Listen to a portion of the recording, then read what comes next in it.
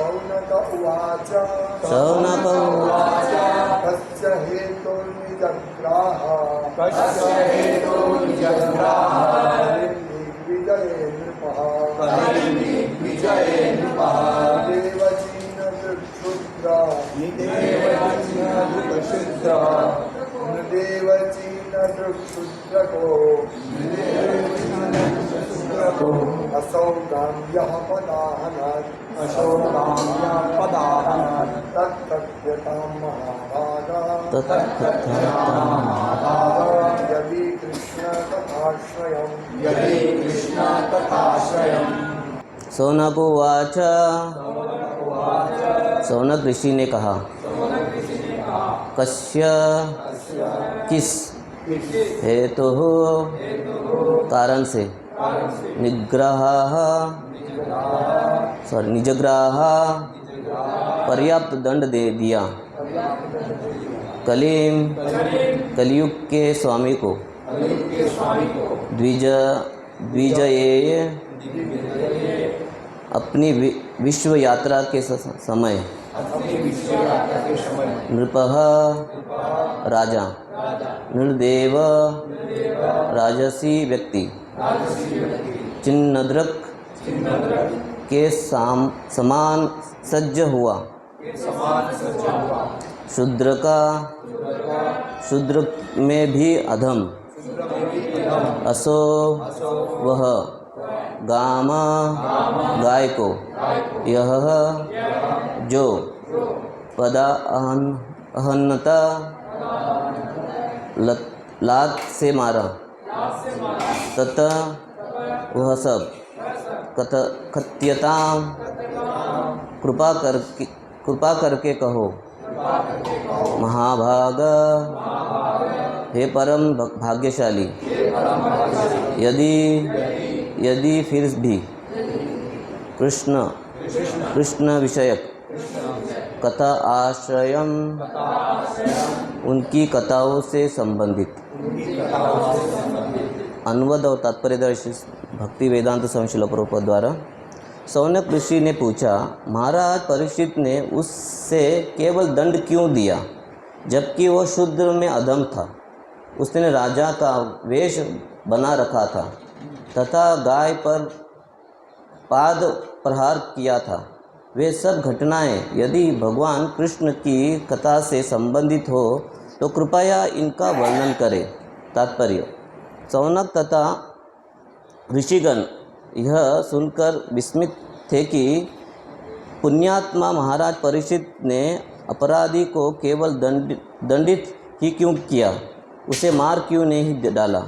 इससे यह सूचित होता है कि महाराज परीक्षित जैसे महापुण्यात्मा राजा को चाहिए कि वो ऐसे अपराधी को तुरंत मार डाले जो राजा का वेश बनाकर जनता को ठगता है और साथ ही पवित्रात्मा पशु गाय को अपमानित करने का दुस्साहस करता है। उस काल के ऋषियों ने यह स्वप्न भी कल्पना नहीं की कि कलयुग में आगामी दिनों में निम्नतम शूद्र को प्रशासक के रूप में चुना जाएगा और गोवध करने के लिए खुले सुनियोजित कसाई घर खोल दिए जाएंगे। यह जो हो यद्यपि ऋषियों को यह शूद्र के विषय में सुनना अधिक रुचिकर नहीं लगा जो ठग था तथा गाय का अपमान करने वाला था। फिर भी वे इसके विषय में वह जानने के लिए सुनना चाहते थे कि इसका संबंध कहीं भगवान कृष्ण से तो नहीं है। वे केवल कृष्ण कथा में रुचि रखते थे क्योंकि कृष्ण कथा से जो भी विषय संबंधित हो वह श्रवण करने योग्य होता है। भगवान भागवतम में समाज विज्ञान राजनीति अर्थशास्त्र सांस्कृतिक मामले में इत्यादि के विषय में अनेक प्रसंग है किंतु वे सभी कृष्ण से संबंधित है अतः वे सबके सब श्रवणीय है। कृष्ण सभी मामलों के शुद्धकर्ता अवश्य अवयव है, चाहे वे जैसे भी हो।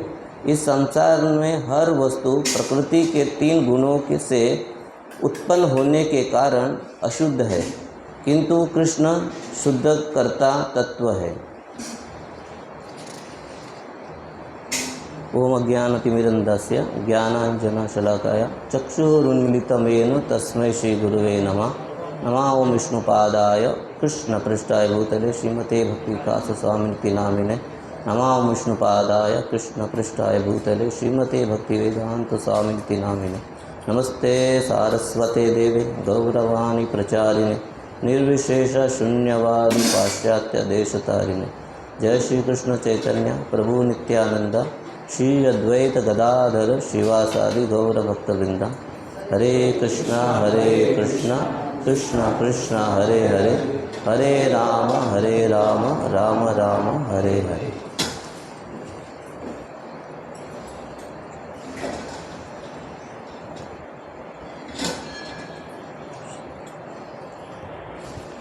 हरे कृष्णा। इस श्लोक में ये तो श्रीमद् भागवतम जब कलयुग के आरंभ में जब परीक्षित महाराज देख रहे कि कलयुग का आरंभ हो रहा है और उन्होंने देखा कि कली पुरुष उनके राज्य में जब यहाँ बताया गया है कि अगले श्लोक या पहले श्लोक में कि जब वो उनके राज्य में वो वितरण कर रहे थे तब उन्होंने देखा कि एक कली पुरुष, एक व्यक्ति एक गौ की हत्या करने के प्रयास कर रहा था। तो कलियुग का प्रभाव उनको पता था कि कलियुग आने वाला है तो उसका प्रभाव क्या होगा। तो यहाँ उसका बारे में वर्णन है कि कैसे उन्होंने कलियुग के गुणों, जो कलियुग के पुरुष है, कली पुरुष, उनका उन्होंने जिस अध्याय का शीर्षक है कि परीक्षित ने कलियुग का सत्कार किस प्रकार किया। तो सब लोगों को इसमें संशय हो सकता है कि क्यों पहले जबकि परीक्षित महाराज को पता था कि कलियुग का प्रभाव उनको कैसे कैसे होने वाला है, तो उसके बावजूद भी उन्होंने इस कलियुग के पुरुषों को यहाँ ऋषिगण प्रश्न पूछते क्यों छोड़ दिया, क्योंकि उनको पता था। तो लेकिन ये सृष्टि का नियम है कि जो जो जब होना है तभी होना ही है। कि सृष्टि का जो करता है ब्रह्मा, तो उन्होंने इस सृष्टि के लिए जो नियम रखे हैं वो सभी के लिए लागू है, क्योंकि उसमें भगवान भी हस्तक्षेप नहीं करते जो नियम को रखा है। तो लेकिन जब अधर्म का जब ज़्यादा प्रकोप बढ़ जाता है तो भगवान बोले कि यदा यदा ही धर्मस्य ग्लानिर्भवति भारत, मैं आता हूँ। तो ये सब सृष्टि का जो नियम है, संकल्प जो होता है, जो भगवान के पूरा आधार उनके इच्छा के अनुसार ही बनता है, सब कुछ होता है। तो यहाँ पे वो प्रश्न जहाँ प्रभुपाद बता रहे कि सौनक तथा ऋषिगण जानते थे कि ये परीक्षित महाराज को ये कलियुग का प्रभाव पता है, फिर भी उन्होंने ऐसा क्यों किया। तो वो कहा गया है कि तितिक्षव कारुणिकम सुहृदम सर्वदेहिनाम अजात शत्रुवत शांत साधव साधुभूषण। जो वैष्णव होता है वो सभी के लिए संभव एक भाव से देखता है, तो द्वेष नहीं करता किसी से, उनके ऊपर कृपा करता है, उनके गुणों से वो उसके दोष को निकाल के अच्छे गुण देखता है। तो तितिक्षव कारुणिक ये वैष्णव का धर्म है। वैष्णव का नियम क्या देखता है कि वो दोष नहीं देखता किसी पे, भले उसमें दोष रहेंगे तो भी उसमें दोषों को निकल के अच्छे गुण पर प्रशंसा करेंगे। जैसे कि युधिष्ठिर महाराज थे, वो दुर्योधन को कभी दुर्योधन नहीं कहते थे, सुयोधन बोलते थे उसको हमेशा सुयोधन बोलते थे। तो वो दोष नहीं देखते थे इसमें। तो ये वैष्णव का गुण होता है कि दूसरे में दोष रहेगा तो उसको दोषों को उसको सुधारना, उसको में अच्छे ये गुण लाना।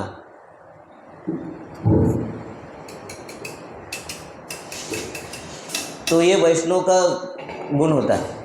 तो इसके लिए यहाँ वो परीक्षित इवन सौनक ऋषि भी जानते थे, लेकिन ये लोगों को ज्ञान देने के लिए कि वैष्णव का कर्तव्य क्या है, उसका धर्म क्या है।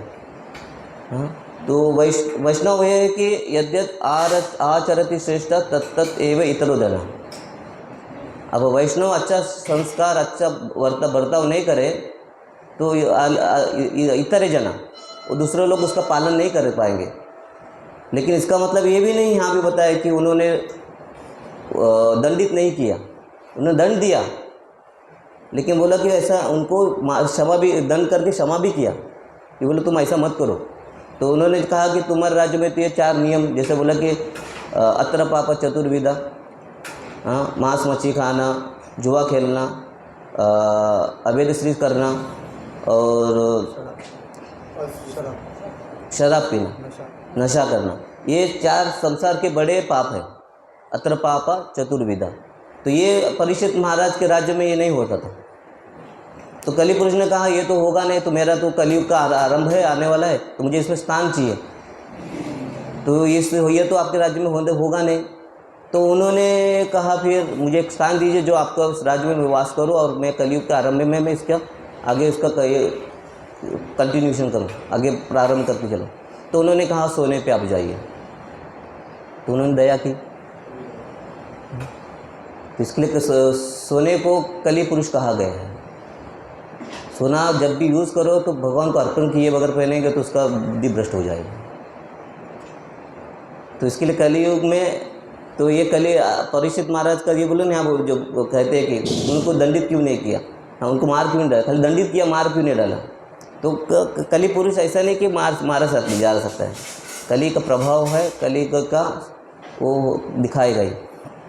लेकिन हमें इसके लिए क्या है कि कले दोष निदे राजन अस्ति एक महान गुणा कीर्तनस्य संगस्य मुक्त परम भजेत।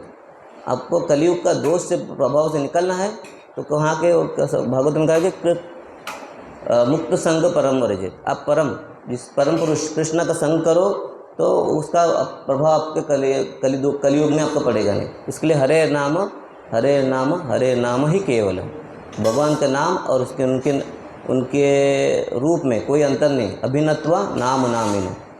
तो कलियुग में तो हर ग्रंथ में और हर धर्म में ये कहा है कि नाम आधार, कलियुग में हरे नाम ही केवलम। अगर कलियुग का जो प्रभाव से बचना है तो नाम, हरे नाम ही केवलम। इवन कोई भी धर्म ले लो, जैसे वो कहा है ना, कुरान वाले कहते हैं कि तस्बीह करते हैं, वो भी नाम लेते हैं। और जो क्रिश्चियन वाले जो रोज़री करते हैं वो भी नाम लेते हैं। इवन पंजाब लोग वो भी कहते हैं जप सिमरन करो। तो हर कलियुग धर्म में नाम आधार ही है। हाँ, तो हिंदू हम लोग जैसे बोलते हैं जप करना है, तो कलियुग में यही आधार है, भगवान का नाम। वही हमको इस संसार कलियुग से बंधन से बचाएगा। तो कलियुग में बहुत सारे ऐसे ये है जो हमें शास्त्र में वर्णन किया है कि कलियुग के प्रभाव के बचने के लिए मार्ग क्या है।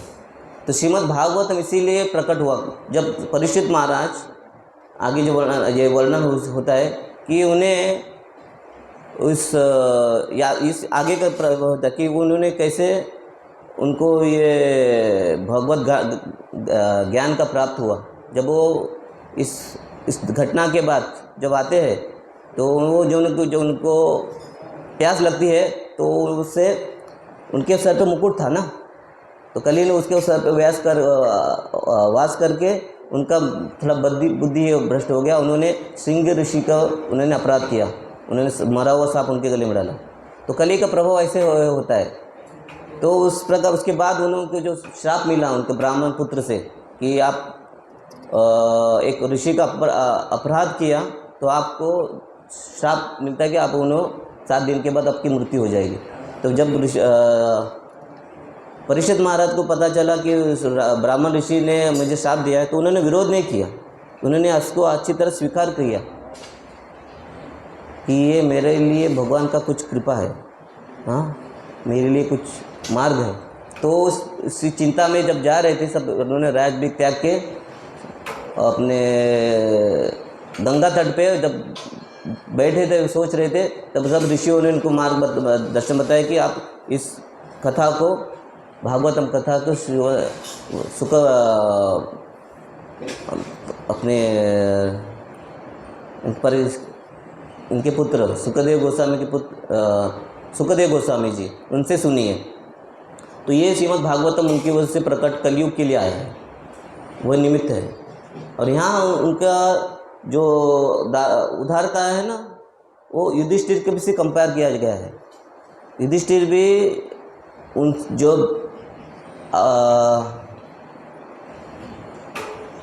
वो महाभारत के युद्ध के बाद विलाप करते हैं कि मेरे वजह से इतनी सारे योद्धा मर गए हो गए, उनका मेरे से मर गए हो, देहांत हो गया उनका, तो मैं इनका कारण हूँ।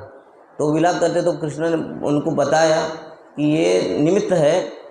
तो फिर भी वो समझ नहीं पा रहे थे, तो उन्होंने कहा आप विष्णु पितामह से सुनिए, वो बताएंगे आपको ज्ञान। तो उन्होंने फिर उनको बताया, विष्णु सहस्त्र नाम ज्ञान दिया, राजनीति के बारे में। यहाँ जैसे बताया ना, प्रभुपाद बता रहे श्लोक में कि इस भागवतम में आपको सभी मिलेंगे, सामाजिक, वैज्ञानिक, राजनीति, अर्थशास्त्र, संस्कृति, इस सभी विषयों में इसमें वर्णन है। तो ये परिपूर्ण ज्ञान है भागवतम। तो उस भागवतम के लिए भगवान चाहते थे कि परीक्षित महाराज निमित्त बने। तो ये सब उनका आयोजित था कार्यक्रम। तो यहाँ पहले अध्याय में प्रभुपाद यही बता रहे कि 3 विषय के बारे में बता रहे। एक तो प्रभुपाद बता रहे कि परीक्षित महाराज क्यों उनको दंड दे के उस जीवित छोड़ दिया, और दूसरा है कि बनावटी राजा जो आजकल बन के राज्य कर रहे हैं उनके बारे में बताया, और तीसरे बात में बताया कि कौन सी कथा हमको सुननी चाहिए, जो कृष्ण संबंध नहीं है उसी विषय में सुनना चाहिए और दूसरे नहीं। तो ये 3 विषय में प्रभुपाद ने इस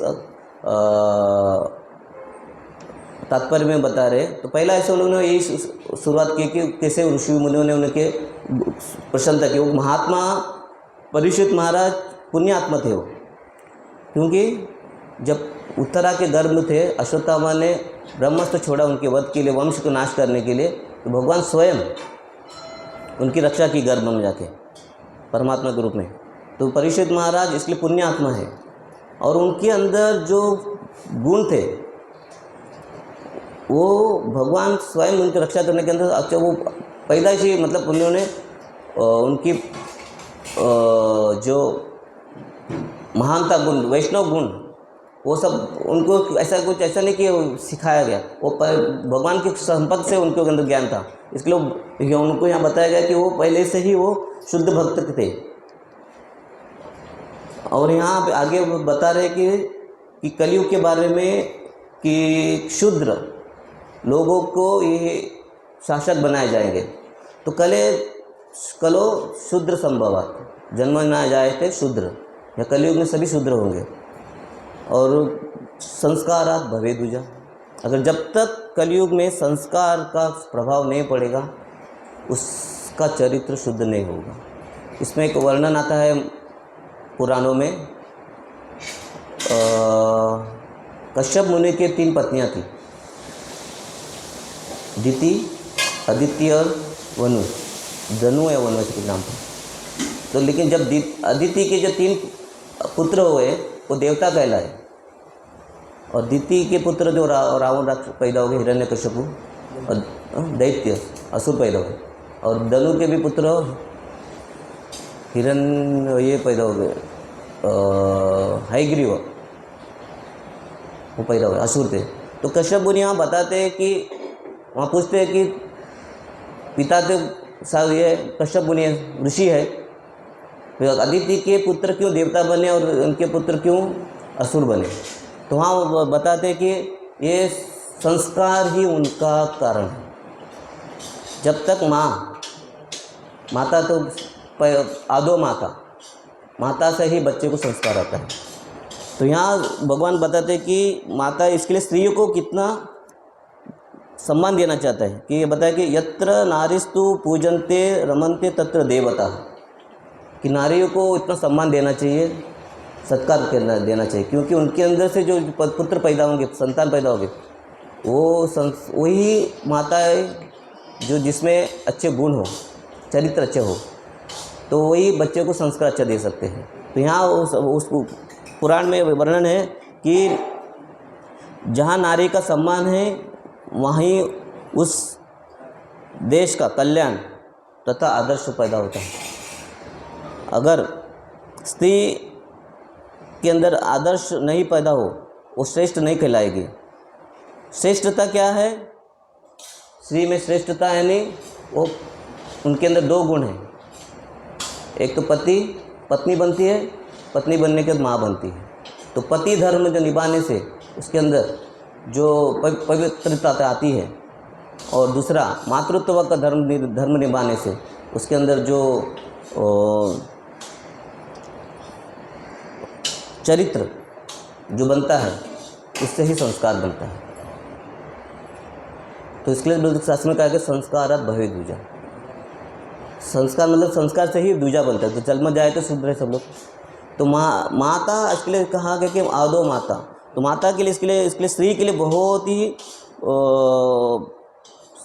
भगवान भी कहते हैं कि जो स्त्री का सम्मान नहीं करता वो भगवान वहाँ भी निवास नहीं करते। इसलिए देखो, जिस परिवार में स्त्री का चरित्र नहीं हो उस घर में बहुत ही प्रॉब्लम है, झगड़े होते रहते, सही है, कुछ ना कुछ समस्या आती रहती है। तो इसके लिए भगवान बोलते कि स्त्री का सम्मान करो। तो स्त्री का चरित्र क्या है, उनका श्रेष्ठता क्या है कि स्त्री अपनी बच्चे को संस्कार देती है अपने मातृत्व से। हाँ, कहा गया कि उसका प्रेम, उसका चरित्र वस्तु ही संतान को अच्छे या बुरे का अच्छा बनाती है या बुरा उसको बिगाड़ती है।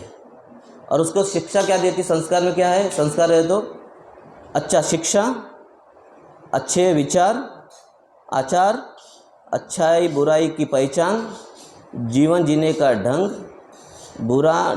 बुरी डगर पर चलने से रोकना, बुरे पर टोकना और उसको जीने का ढंग सिखाना। यह वास्तविकता का प्रेम का लक्षण है, जो चरित्र कहता है। जो माता जो कहती कि मैं प्यार करती हूँ, तो ये इसका जो ये गुण होता है इसमें अंदर, ये गुण ही वो बच्चे का एक अच्छा चरित्र या संस्कार उसको कहा गया है। तो इस संस्कार से ही वो जीवन में अच्छा व्यक्तित्व कर सकता है। तो इसलिए भगवद गीता में अर्जुन कहते हैं कि स्त्रीषु दुष्टासु वासनेया जायते वर्ण शंकरा। अगर उसको संस्कार से अगर ये सब उस पर गुण है तो उसके अंदर वो वर्ण शंकरा, जब लोग अनवांटेड पॉपुलर कहते हैं ना इंग्लिश में, जो कहते हैं कि जो बच्चे की अवांछित बच्चे पैदा होते हैं। तो ये गुण, इसके लिए तो अर्जुन कह रहे थे कि मैं युद्ध नहीं करूँगा कि क्यों जो स्त्री को संरक्षण या प्रोटेक्शन नहीं मिले तो उसका दुरुपयोग होगा। तो ये शास्त्र में इसके लिए लिखा है कि उसको ये सब स्त्री में ये गुण आते हैं प्रतिव्रता धर्म पालन करने से, और उनके अंदर वो चरित्र से आते हैं। तो यहाँ जैसे कहा कि ये कोई चीज़ अशुद्ध हो तो उसमें से हमको अच्छे से गुण नहीं आएंगे। जैसे अशुद्ध वातावरण हो, अशुद्ध संग हो, तो इससे अच्छे कैरेक्टर नहीं आएगा। तो इसको लिखा है कि शास्त्र में सत्संगत्व भी निस्संगत्व। आप ऐसे संग करो, सत का संग करो।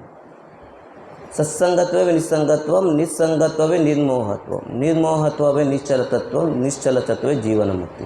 तो ये सत्संग ही उस माहौल को क्रिएट करता है जो चरित्र को, इन सभी में, ना स्त्री में ना पुरुष, सभी में आता है। तो ये संस्कार के लिए ही हमें सोचना है, प्रयत्न करना है। तो यहाँ लिखे कि आगे बता रहे कि यहाँ कलयुग में शूद्र क्यों है। तो ये शूद्र की वजह से लिखा कि शूद्र यानी जो चरित्रहीन, यानी इसको संस्कार कर अभाव हो, इसलिए शुद्ध कहा गया है।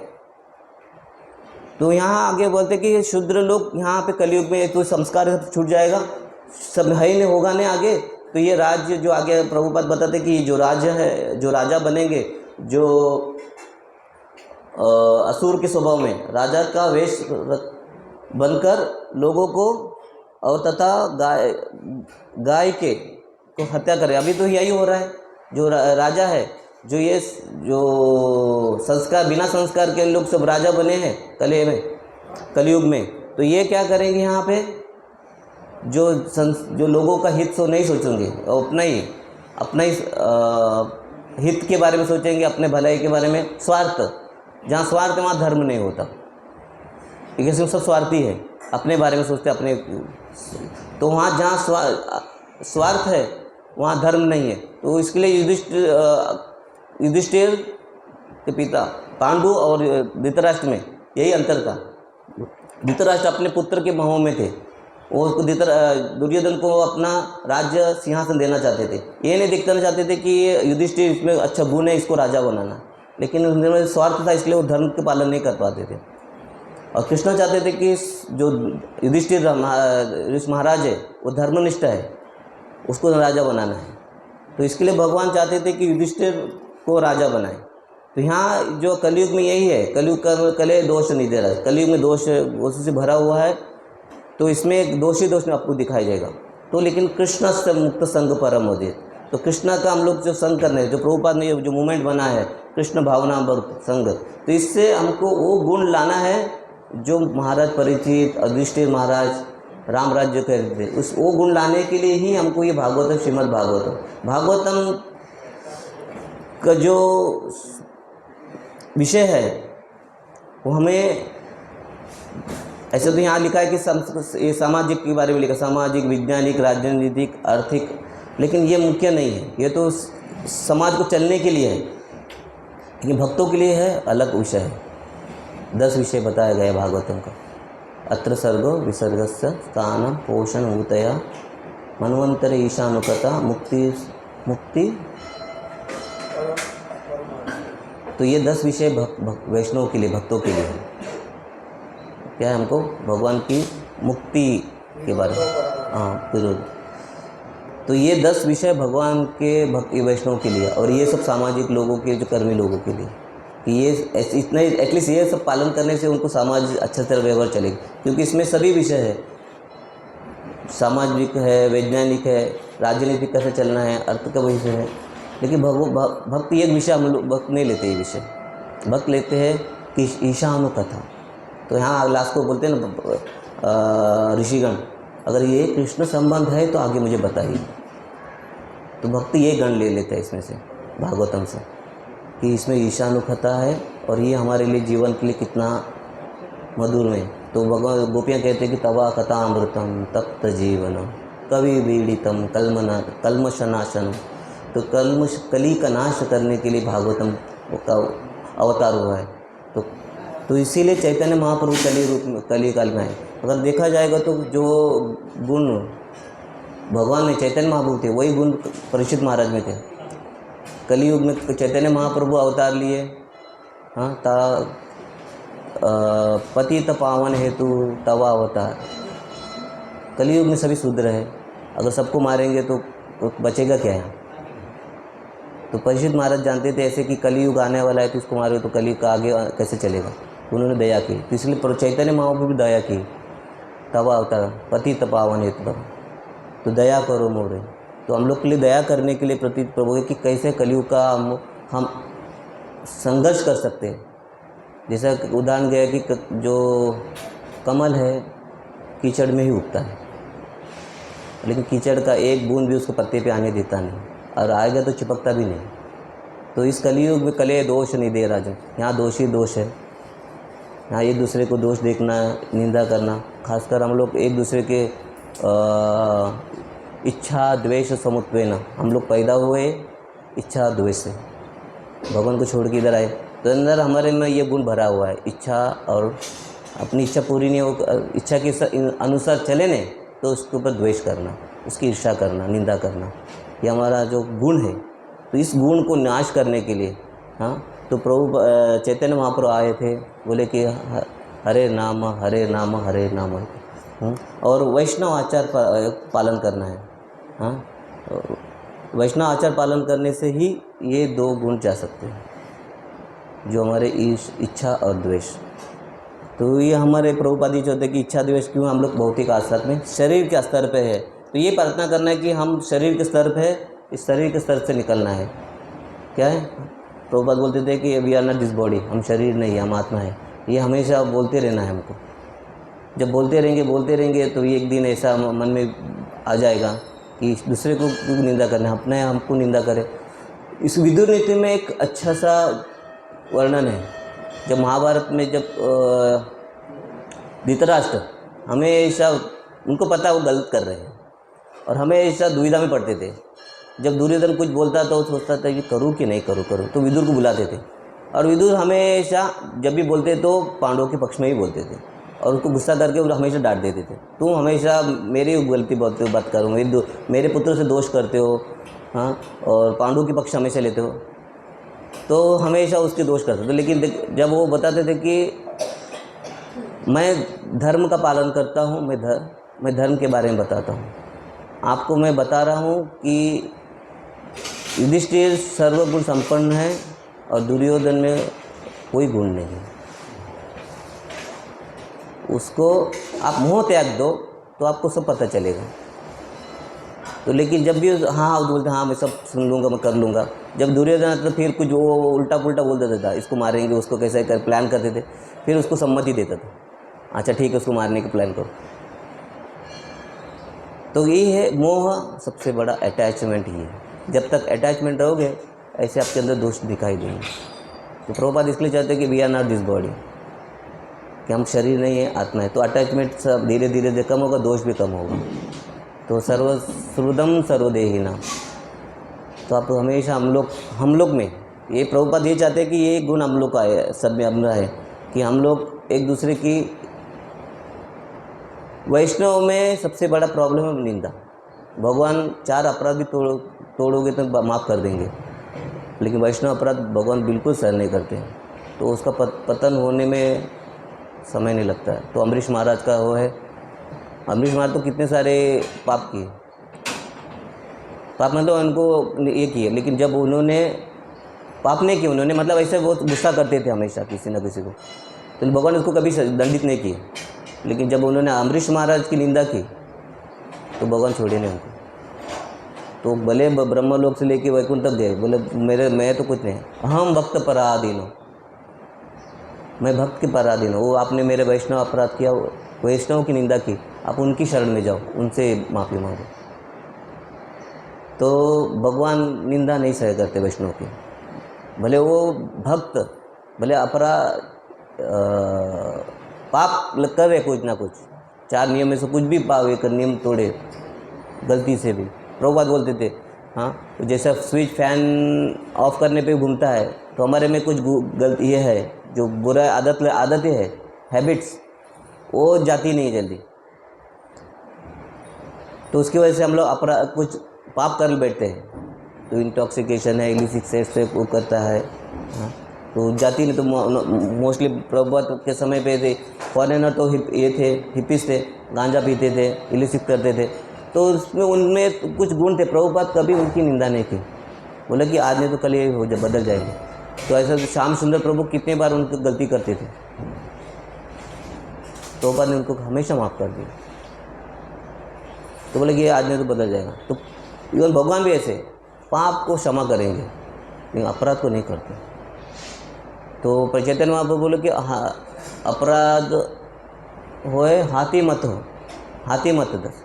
जैसे लगा हम लोग अच्छे भक्ति करने गार्डन बनाएंगे, हाथी आके पूरा खुचल देता है। तो ऐसा वैष्णव अपराध है, वैष्णव निंदा है, वो हाथी मत जैसा है। हम लोग कुछ भी करें तो भक्ति में प्रगति नहीं करेंगे, भक्ति से भी गिर जाएंगे। तो इसलिए यहाँ चैतन्य महाप्रभु वही सिखा रहे कि हम लोग यहाँ की वैष्णव कथा सुनो, एक दूसरे से मिले तो कथा के बारे में, तवा कथा अमृतम, एक दूसरे से सुनवताम स्वकथा कृष्ण बोलते रहो।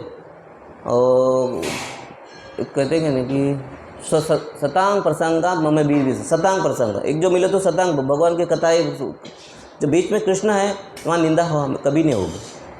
अगर कृष्णा को छोड़ के ये सांसारिक, सामाजिक, वैज्ञानिक, राजनीतिक बात आएगी, वहाँ निंदा चालू हो जाएगी। कि ये सब हमको एक दूसरे से ये करती है, दूसरे से दूर करती है और स्वार्थ की इसमें ला जाती है। तो साथ में धर्म नहीं है। तो इसके लिए यहाँ तो प्रभु चैतन्य महाप्रभु ये सिखा रहे कि हरे नाम ही केवल, आप बस जब भी मिलो हरे कृष्णा बोलो। हाँ, हरे नाम ही केवल। तो इससे हम लोग का ये जो आदत है, जो निंदा करना और किसी की वैष्णव निंदा वैष्णव अपराध, यही। तो यहाँ प्रभुपाद ऐसे ही कर बता रहे कि ये शुद्ध तीनों गुणों, संसार में हर वस्तु प्रकृति के 3 गुणों का से उत्पन्न होने के कारण ये अशुद्ध है। तो कृष्ण को छोड़ के संसार की कोई भी चीज़ आप लोगे, बात करोगे, ये 3 गुण हम लोग पर असर करता है।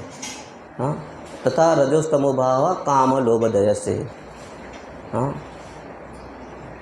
तो संसार के मतलब काम लोभ, अंदर काम आएगा या तो आप गलत करोगे, लोभ, अब तो किसी के ये करोगे, पीछे वही करोगे। तो ये संसार को दूषित करता है, क्योंकि हम लोग कृष्ण को छोड़ के दूसरे विषय के बारे में बात करते हैं। हाँ, रजस्तमो काम लोभ, फिर अजो गच्छन्ति तामसा। जो तामस बोल तो बहुत ही अधो गच्छन्ति, वो आपको इतना स्तर नीचे लेके जाएगा कि अब उसको ऊपर उठना मुश्किल है। तो ये 3 प्रकृति के गुण है ना, तो इसके लिए हम लोग भगवान बोलते हैं कि इस संसार के 3 गुणों से परे अर्जुन को बताओ, निस्त्रय गुण्य भव अर्जुना। आप 3 गुणों के ऊपर हो, विषय के बारे में बात कीजिए, उसके बारे में उठो।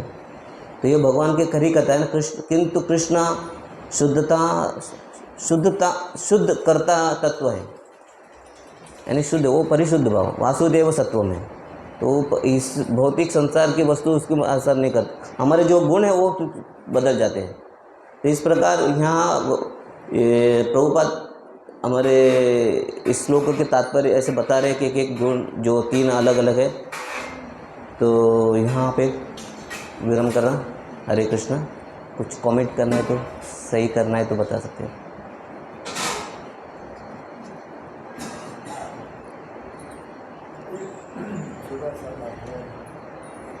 जैसे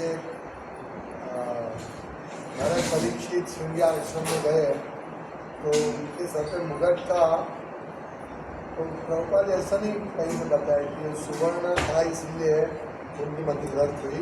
पर लोग प्रत्येक तात्पर्य बहुत ध्यान से लिख रहे हैं कि परीक्षित महाराज सोचिए, परीक्षित महाराज कभी ऐसे नहीं कर सकते, अगर भूखे प्यासे हो तो भी नहीं कहा, पर ये भगवान की योजना थी, इसलिए श्रृंगी ने साथ दिए छोटे का नाम से। शायद ये पुराण में होगा कि सोने की वजह से। तो देखिए कि उनका जो 5वां जो वचन था, बोले कि सोने में आप स्थान लीजिए। हाँ, पर तो लेकिन आप बोलते कि वो शुद्ध भक्त है, इसके लिए उन पर असर नहीं होगा। तो ये भगवान की लीला थी कि वो ऐसे कि ऐसा हो। लेकिन इसमें आगे पे एक इसका वर्णन करते हैं कि जब इतना शुद्ध भक्त है तो पानी को वो पीना, तो उससे भक्तों के लिए पानी कंट्रोल करना तो छोटी बात नहीं है। लेकिन ये भगवान की लीला थी कि ऐसे वो करो। लेकिन इसका आचार्य भी बता रहे हैं कि जब 7 दिन भागवत कथा हो रही, सुन रहे थे, श्रवण कर रहे थे, तो बोले कि अब मैं पानी पीऊँगा भी नहीं, मैं ये पानी पीने से गलती मेरे से हो गई है, अब मैं भूख प्यास में ही रह के जो भी है कर लूँगा। तो ऐसा तात्पर्य वहाँ एक आचार्य बता रहे, कहीं पे मैं पढ़ा था, अभी याद नहीं रहा, कि बोले कि जब वो श्रवण कीर्तन कर रहे थे सुखदेव गोस्वामी से, तो बिना प्यास खाए पिए वो बोले कि एक बार तो पानी पीने के इसमें मैंने गलती कर लिया, उन्होंने कर ली। तो अभी उसके लिए वो गलती फिर नहीं दोहराए, इसके लिए वो सब कंट्रोल करके बैठ गए समाधि जैसे।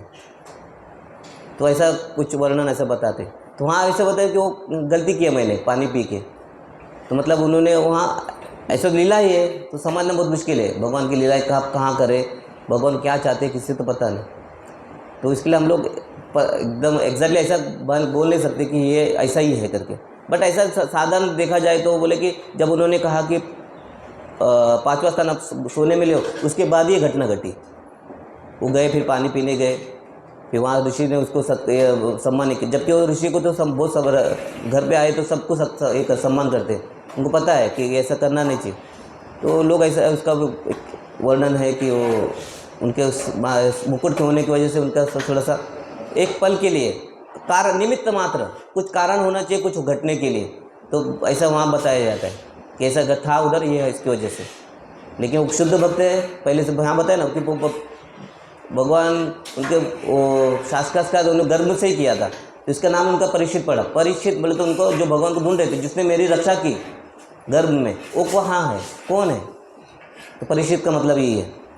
तो वो भगवान को पहले से देखे थे, तो वो शुद्ध भक्त थे, इसलिए प्रभुपाद कहते वो शुद्ध भक्त है। फिर भी लोगों को दिखाने के लिए कि ऐसा, अभी से देखो कहा कि ब्राह्मण ने, उसके बाद ब्राह्मण का पतन हो गया, क्योंकि ब्राह्मण ने ऋषि ने उनको श्राप दे दी परीक्षित महाराज को, तो ब्राह्मण का इसके बाद पतन हो गया कि बिना समझे वो लोग ये करते हैं तो कलयुग में उनका प्रभाव नहीं होगा श्राप का। तो ये सब लीलाएँ हैं, तो उसको समझना कठिन है।